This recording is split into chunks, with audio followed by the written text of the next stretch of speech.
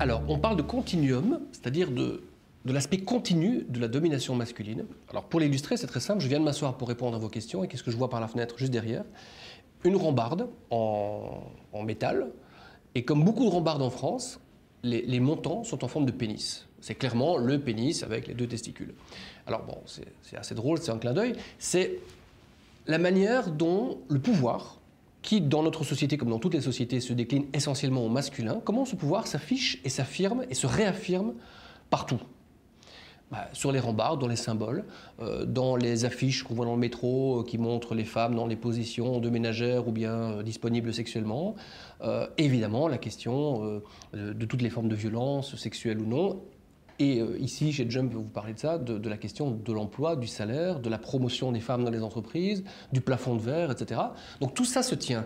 Alors il y a un exemple par rapport à ce qui touche au travail, c'est par exemple le fait que dans les ménages, dans les familles hétérosexuelles, en général, ce sont les femmes qui font les tâches ménagères et parentales. En gros, 80% des tâches ménagères et parentales sont aux mains des femmes en France.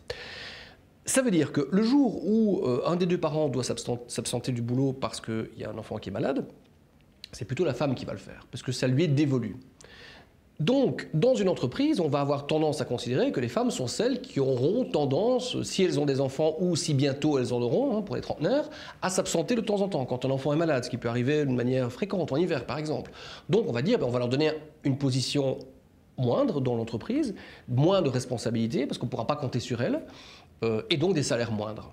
Et comme on est déjà dans un système de clichés, de stéréotypes, ça va le renforcer. Voilà comment ce qui se passe dans le côté privé intime va avoir une conséquence dans la carrière professionnelle. Évidemment, ça peut aller plus loin parce que les répercussions, elles sont sans fin en fait. Ça veut dire aussi que l'enfant va voir que c'est la mère qui reste plutôt à la maison quand il le faut que le père, donc on va le reproduire de génération en génération.